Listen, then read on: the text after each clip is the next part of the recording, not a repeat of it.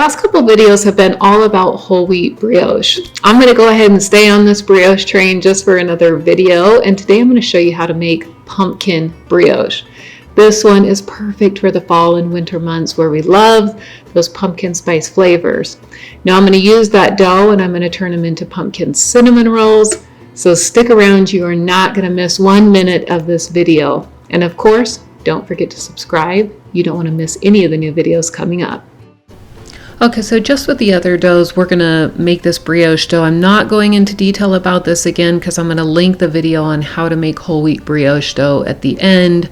But do know that it is kind of a long process. It takes quite a while to incorporate the butter, and then of course to get an elastic, pliable dough like this where you can see the window. That means our gluten is fully developed. You can use this dough right away, let it rise.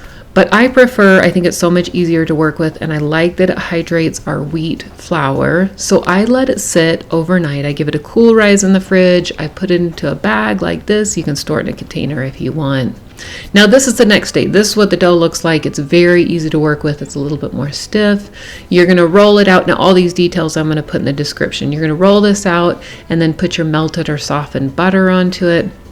And then once that's spread out on it, we're going to do brown sugar. This is made just like a classic cinnamon roll with the butter, brown sugar, and cinnamon. The only difference, of course, is the dough is incredible because it's pumpkin brioche. Spread that cinnamon on there and don't be shy about it. And then we're going to roll it up.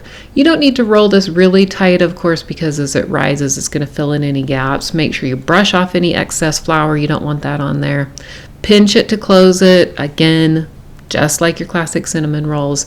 And then we're going to cut this down. Now I made mine just a little bit bigger because I baked them in tulip cups, which you're going to see here what those are if you've never used them.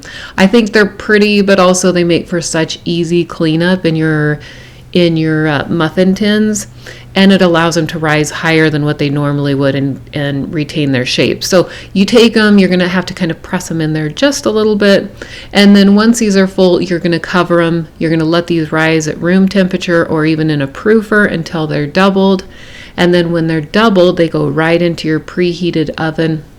And they're going to be baked until they're golden brown. Now this is what they look like when they're doubled. You can see they've gotten really fluffy. They're perfect. They're ready to go. And then they go straight to the oven. When they come out, they're going to look like this. They're going to be barely golden brown on the top. They're going to have risen beautifully. And you can see how easy they come out of the pan. I love those tulip liners. And then you can eat them just like they are, of course, or you can do what I did and you can add some spiced cream cheese icing on the top. That recipe will also be included. Spread that on there, and then I just want to show you, I opened it up so you can see how light and fluffy this dough is. People never believe that this is a whole wheat dough because of its texture. That's a beautiful thing about brioche.